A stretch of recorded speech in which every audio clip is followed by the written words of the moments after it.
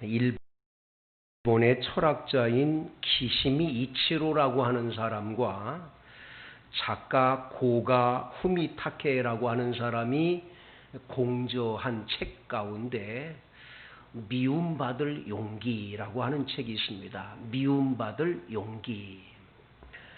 여러분들도 한번 이 책을 사서 읽어볼 필요가 있는데요.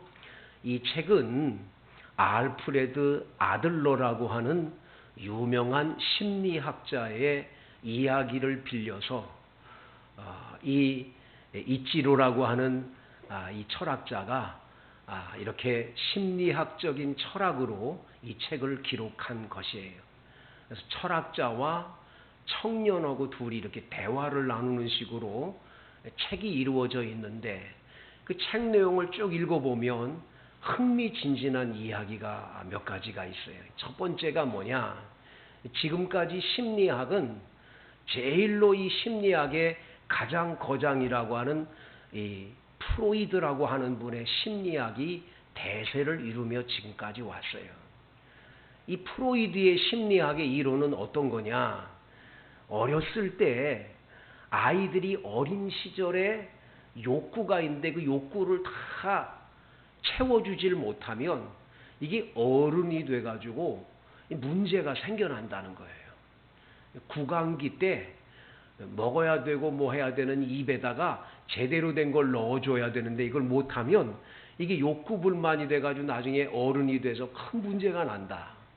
또 어렸을 때 부모한테 야단을 많이 맞고 자란, 그래서 아이가 지적을 많이 당한, 비난을 많이 받은 아이는 장성하면 반드시 왜곡된 인격을 가지게 된다. 이런 것들이 대세를 이루어서 맞다.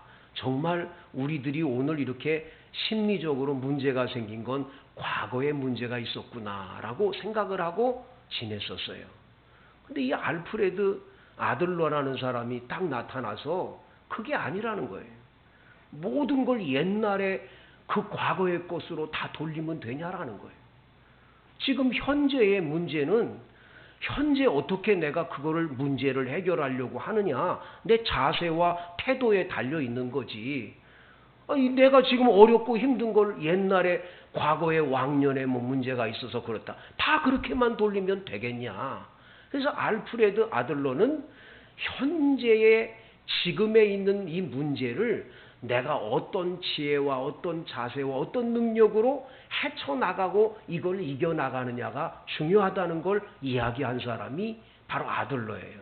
그래서 이 아들러의 심리학이 딱 찾아오면서 과거의 모든 것들을 귀결했던 사람들이 현재로 이제 돌아오게 되는 거죠. 현재 문제를 어떻게 해결하냐. 근데 이 철학자인 이치로는 이거를 딱 가져다가 어떻게 얘기하냐. 그러면 당신이 현재 왜 행복지 못한 거냐? 당신이 왜 지금 힘들고 어려운 거냐? 그건 다른 데 있지 않다는 거예요.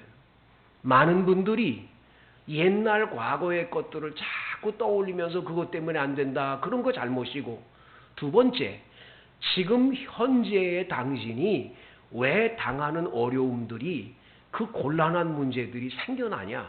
그건 다른 데 있지 않다는 거예요. 내가 나를 못 찾아서 그렇다는 거예요. 자꾸 우리는 다른 사람들의 눈치를 보고 다른 사람들이 어떻게 나를 보냐, 거기에 관심이 너무 많아가지고 나란 사람이 나로서의 길을 못 걸어가고 남들이 하라는 대로만 산다는 거예요. 그래서 이 체면 문화가 굉장히 이 앞서 있는 일본이나 우리 한국 사람들이 제일 큰 문제가 뭐냐? 체면 때문에. 남들이 뭐라 그럴까봐. 이래가지고 내가 내 나름대로의 길을 못 간다라는 거예요. 그래가지고 행복지 못한 길을 걷는 사람들이 너무 많다. 이제는 그렇게 살지 마라. 아예 다른 사람들로부터 미움받을 용기를 가져라. 미움받으면 어떠냐? 남들이 뭐라든 내가 찾은 진리, 내가 가지고 있는 길, 이 목적, 내가 하고 추구하고자 하는 이 모든 길을 당당하게 걸어가라. 남들이 뭐라고든 거기에 상관하지 마라. 이런 얘기를 이분의 이 책 속에 이야기를 하는 거예요. 그래서 미움받을 용기를 가지라는 얘기를 하는 거지요. 자, 여러분 신앙생활 하는데 교회 다닌다는 것 때문에 여러분들한테 누가 뭐란 얘기를 하면 여러분 어떻습니까? 당당하게 나 예수 믿는 사람이요, 나 예수쟁이요, 이렇게 말할 수 있습니까?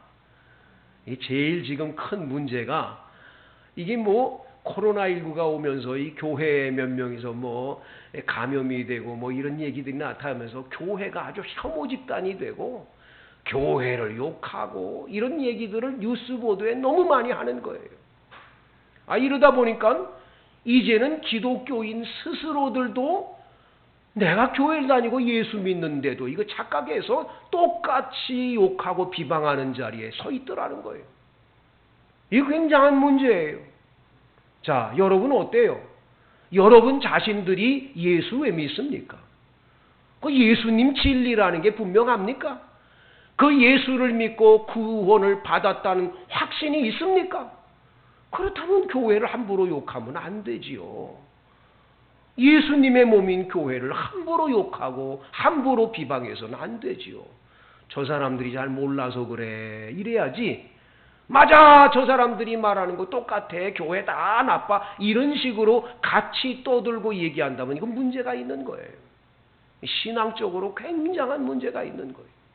여러분, 도리어 미움받을 용기를 가지셔야 돼요.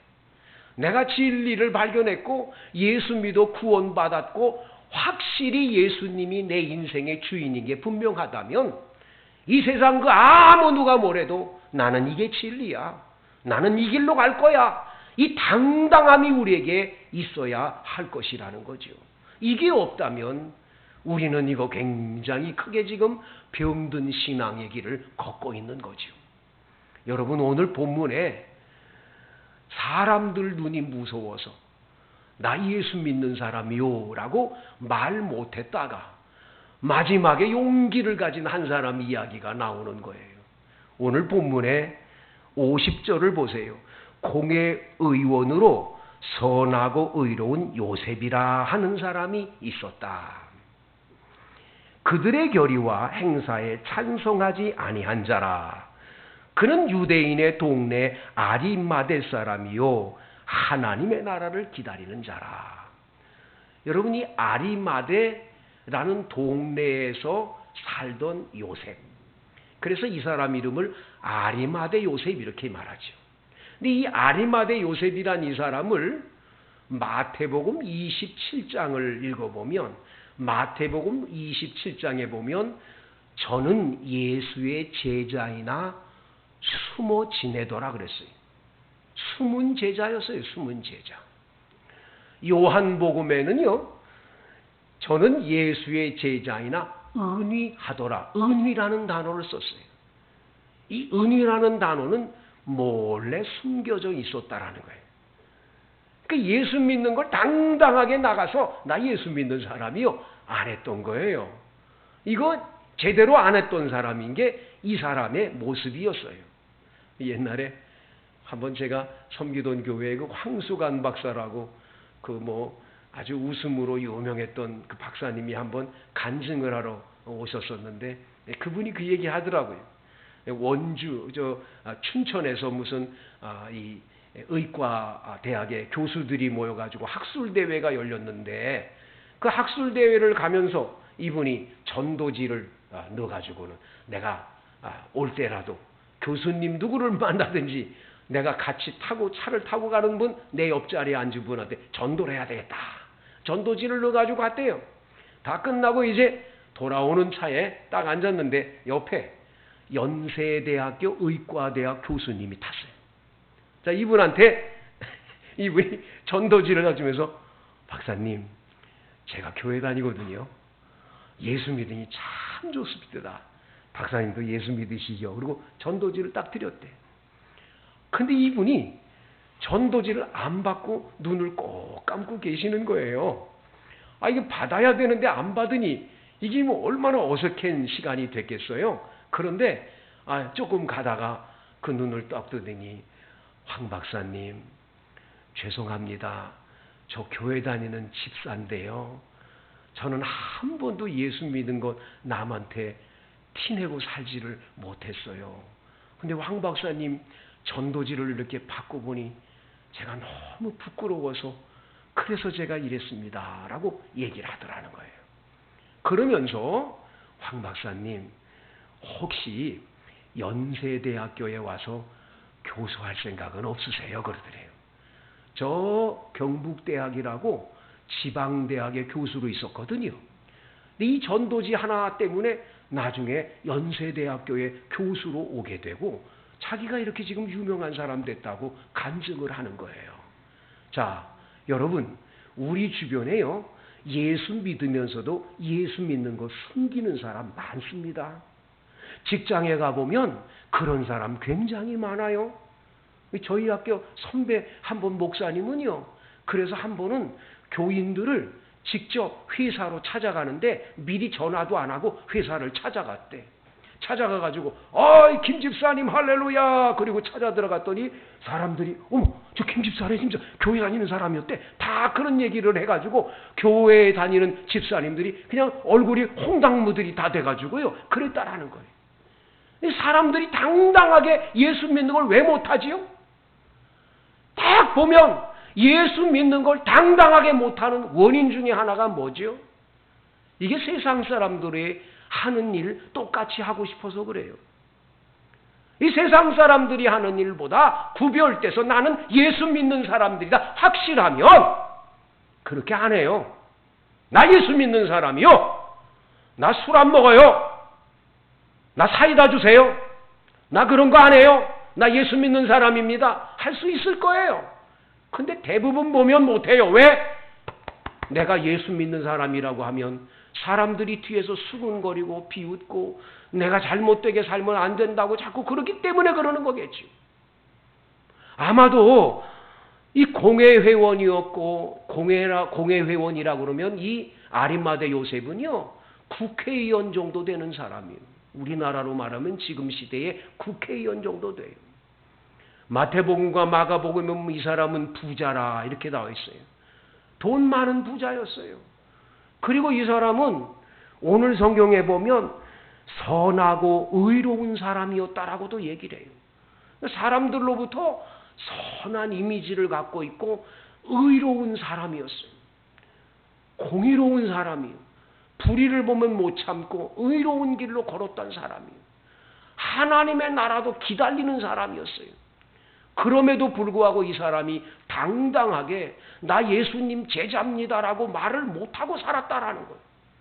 이게 안타까운 거죠. 예수님 제자입니다라고 아주 자신이 딱 드러내놓고는 못하고 숨어있던 제자라고 하는 게 아쉬운 거죠. 여러분 가운데도 그런 분들이 여기 있다면 오늘부터 당당한 그리스도인이 돼야 되지 않을까요? 용기가 있게 되기를 원합니다. 나 예수 믿는 사람이요 하는 용기가 있어야 돼.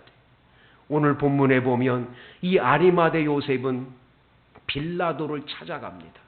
다 같이 52절 그가 빌라도에게 가서 예수의 시체를 달라 하여 여러분 본디오 빌라도에게 찾아가서 당당하게 당돌이 얘기를 하는 거예요.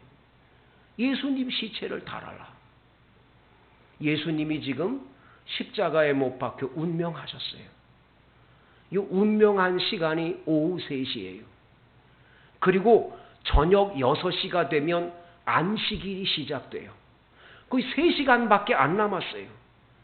이 3시간 안에 장례를 치르지 않으면 예수님은 그냥 십자가에 매달린 채 계속 계셔야 되고 까마귀들이나 이런 독수리들이 날라와서 그 시신을 다 훼손시키게 되죠.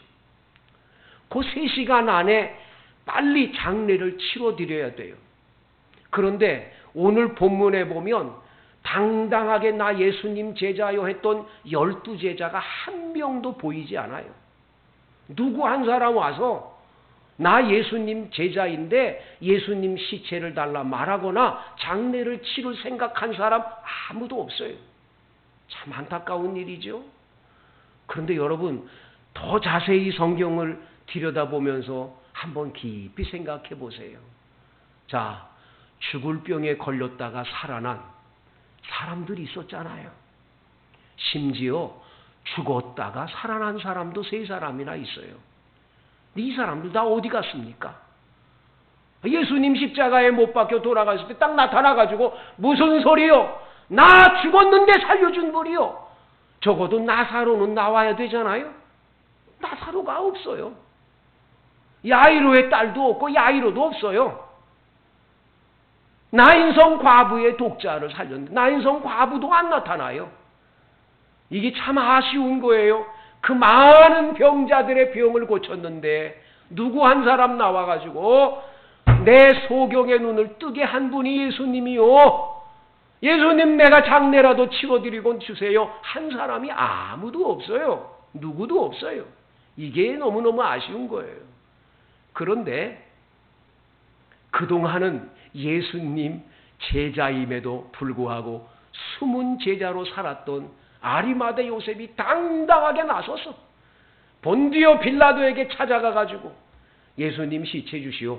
내가 장례 치러야 되겠어. 당당하게 말하는 이 장면이 얼마나 은혜가 되는지 알 수가 없지요.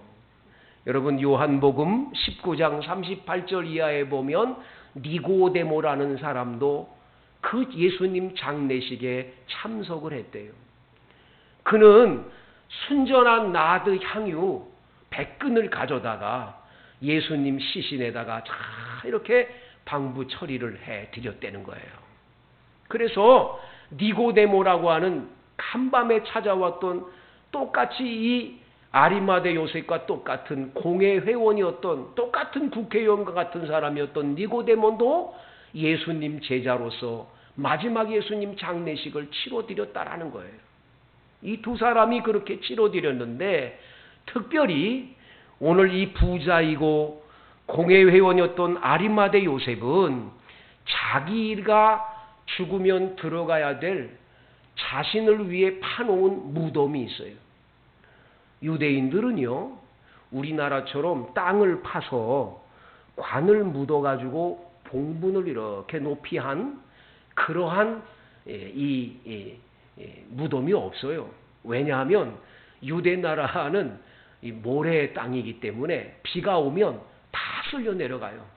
그러면 시신이 다 보이거나 관이 보이게 되니까 곤란하니까 아예 바위를 사람을 돈 구해서 파요.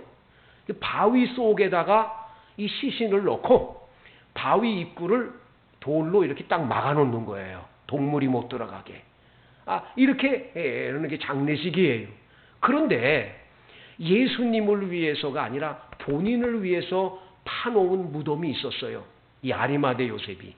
근데 자기가 들어가야 될 무덤을 예수님을 위해서 양보해 드리는 거예요. 예수님을 그곳에 장례를 치러 드렸다라는 거예요.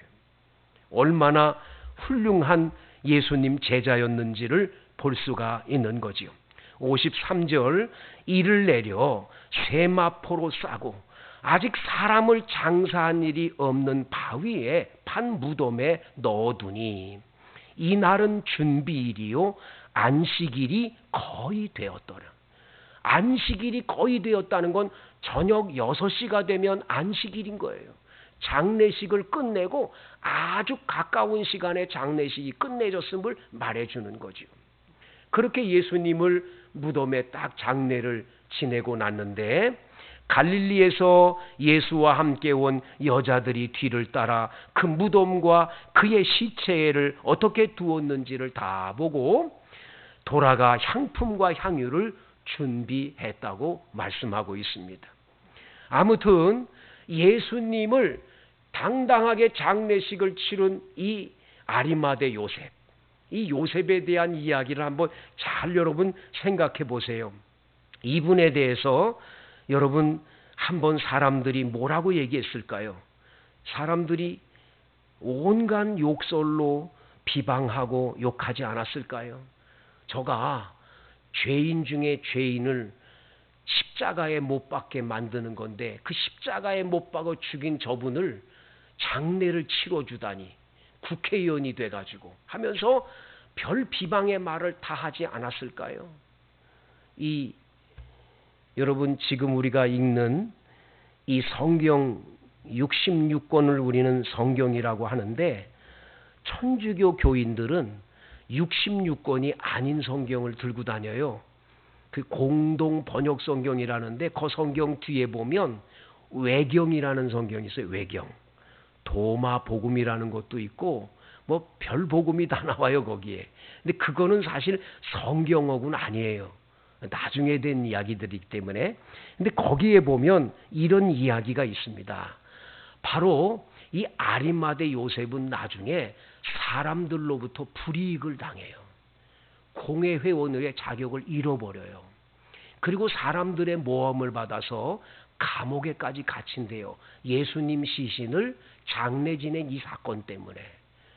그런데 감옥 안에 갇혀 있을 때 하나님께서 비둘기를 보내가지고 이 아리마대 요셉에게 먹을 것을 계속 공급해줘서 건강하게 감옥에서 나오게 됐다고. 그러면서 나중에 이 사람이 예수님의 복음을 들고 여러 곳에 다니며 복음을 전한 아주 훌륭한 지도자였다라고 얘기를 하고 있어요 거기에. 아무튼 여러분, 예수님을 믿는 신앙인은 예수 믿는다고 하는 걸 당당하게 말할 수 있고, 예수를 위해서라면 내가 목숨이라도 바치겠다고 하는 확실한 그런 신앙이 우리에게 있어야 된다 하는 것을 오늘 성경에서 우리는 볼 수가 있습니다. 여러분, 산헤드린 공의회 여당 국회의원이었던 이 빌라도의 눈치를 봐야 하고 유대인의 형편도 살펴야 되고, 그의 마음은 참 괴롭고 힘든 시간들을 갖고 있었겠지만 예수님이 나의 주님이시고 예수님이 나의 구세주라는 걸 확신하게 설 때에 그는 용기를 가지고 예수님 편에 선 것인 거지요. 동료 유대인들의 증오와 멸시가 얼마나 컸겠어요? 산헤드린 의원 직원 직위도 박탈당했을 것이고 자기가 지금까지 쌓아놨던 삶의 전 존재가 무너지는, 그런 명예가 무너지는 그런 시간이 될 수도 있는 아주 굉장히 극한 시간이에요. 그러나 아리마대 요셉은 그거 개의치 않는 거예요. 나는 내가 믿는 예수님이 구세주다. 내가 믿는 예수님 한 분밖에는 없다. 확고한 믿음을 갖는 거죠. 외정시대 때 일본 사람들 눈치가 보이느라고 일본 사람들이 신사에게 참배하라고 그럴 때 많은 분들이 내가 지금까지 쌓아놓은 걸 다 잊어버릴까 봐 무서워서 신사 참배를 한 분들이 얼마나 많으세요. 그런데 주기철 목사님은 아닌 거예요. 주기철 목사님은 아니라는 거예요. 예수님, 그 예수님이 분명히 나의 구세주이고 너 예수님만 믿어야지 왜 내가 일본의 신사 앞에 절하냐 안 하는 거예요. 끝까지 안 하는 거예요. 여러분, 6.25 전쟁 때도 그런 일이 있었잖아요. 이 예배를 이렇게 드리는데 갑자기 이 군합발을 가지고 공산당들이 예배당 안으로 들어온 거예요. 또 총을 빠방 쏘면서. 동무들, 이 종교는 하핀이야. 예수 믿는 것들, 이거 우리 바로 공산주의의 가장 적이야. 여러분들 예수 믿는다 그러면 이 시간에 우리 다 죽일 거야. 여러분들 예수 믿나 안 믿나 확인하기 위해서 여기 내가 예수님 사진 가지고 왔어. 그럼 예수님 사진을 땅바닥에다 탁 놓고는 지금부터 여기 이 예수님 사진에다가 침을 퇴위뱉고 발로 밟고 지나가면 그 사람은 예수 안 믿는 거로 알고 살릴 테니까. 그렇게 알고 다들 나와서 지금부터 시작하라고. 여러분, 사람들이 한 사람 한 사람 나와가지고 이 예수님 사진에다가 침을 퇴위뱉고 밟고 지나가는 거예요. 총이 무서우니까. 어떤 사람 머뭇거리면 옆에다가 총을 빵 쏘면서 죽을 거야 살 거야 하면 그냥 가서 침 뱉고 지나가고 다 그러는 거예요. 중학교 학생 아이가 갑자기 그냥 뛰어오더니 침으로 범벅된 예수님 사진을 끌어안고 얘기를 하는 거예요. 예수님, 예수님, 예수님 한 번도 나 모른다고 안 하시고 나를 위해 십자가에 못 박혀 죽으신 예수님인데 우리 예수님, 어떻게 예수님 내가 모른다고 침 뱉을 수 있고 발로 밟을 수 있어요? 난 그럴 수 없다고. 그러면서 이 아이가 예수님 사진을 붙잡고 우는 거예요. 공산당이 갑자기 총을 따다당 하고 쏘는데 전부 다 엎드려졌지요. 자기한테 총알이 왔는지 소리도 지르고 난리가 났어요. 보니까 그 중학생 아이한테 총을 쐈는 줄 알고 다 봤더니 그 아이한테 쏜 것도 아니에요. 공산당 대장이 얘기를 하는 거예요. 여기 침 뱉고 지나간 사람들을 향해서 말하는 거예요. 어쩌다가 그래 예수를 그따위로 믿느냐고. 좀 제대로 못 믿겠냐고. 나도 어렸을 때부터 교회 다닌 사람인데 내가 오늘 이 아이를 보면서 큰 감동을 받았다고. 그리고는 가자. 그리고는 가더라는 거예요. 여러분, 그 예수님 사진에 침 뱉고 발로 밟고 지나갔던 사람들 얼마나 부끄러웠을까요? 하늘나라 가면 주님은 우리에게 인생 살아온 것에 대한 비디오를 틀 거예요. 그 비디오를 틀 때 내 인생 살아온 모든 것들이 나올 거예요. 그때 회사에서 어디 직장에서 어느 곳에서 나 예수님 모른다고, 예수님 나 모른다고, 나 교회 다니는 사람 아니라고 숨었던 모든 것들이 드러날 거예요. 그날은 부끄러워질 날이 될 거예요. 여러분, 이제라도 당당해지십시오. 나 예수 믿는 사람이요, 나 예수쟁이요, 나 예수님으로 인해 구원받은 하나님의 사람이요, 이런 확실한 예수 그리스도를 믿는 신앙의 고백이 확실한 신앙이 될 때 하나님은 그런 여러분들의 삶에 은혜를 베풀어 주시고 함께 하시고 복 내려 주시지 않겠습니까? 여러분 모두에게 이 은혜가 있기를 축복합니다.